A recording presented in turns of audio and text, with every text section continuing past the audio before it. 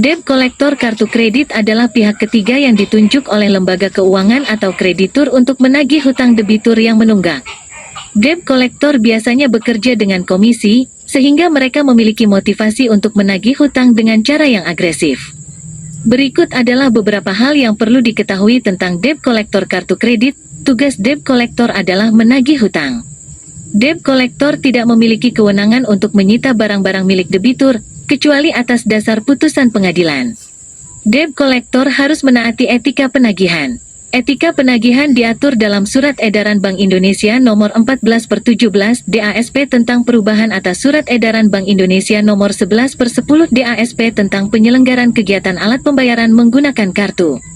Debitur memiliki hak untuk menolak untuk berbicara dengan debt kolektor. Debitur juga memiliki hak untuk meminta debt kolektor untuk berhenti menghubunginya. Jika Anda ditagih oleh debt kolektor kartu kredit, berikut adalah beberapa tips untuk menghadapinya. Tetap tenang dan bersikap sopan. Tidak perlu emosi atau marah. Jangan mengakui bahwa Anda berutang. Debt kolektor mungkin akan mencoba membuat Anda mengakui bahwa Anda berutang, tetapi Anda tidak perlu melakukannya. Mintalah debt kolektor untuk menunjukkan surat kuasanya. Debt kolektor harus memiliki surat kuasa dari lembaga keuangan atau kreditur untuk menagih hutang. Mintalah debt kolektor untuk berhenti menghubungi Anda.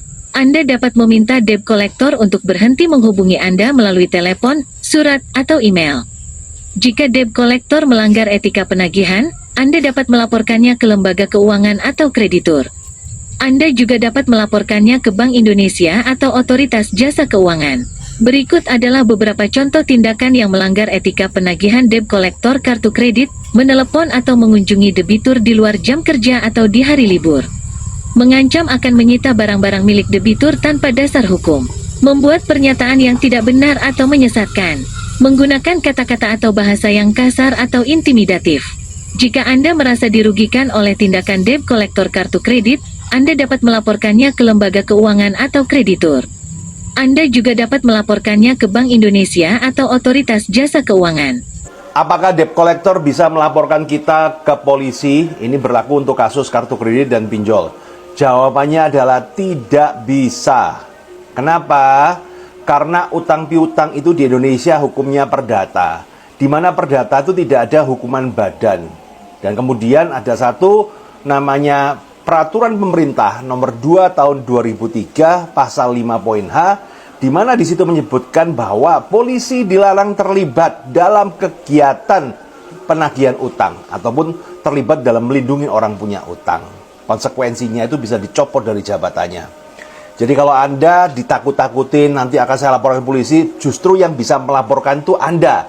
Apalagi ketika Anda dianiaya, maksudnya pasal 351. Ataupun Anda diintimidasi.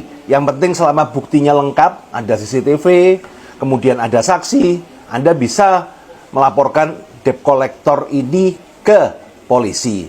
Tapi kalau teror via WhatsApp, menurut Anda bisa nggak dilaporkan? Coba kita diskusi di komen.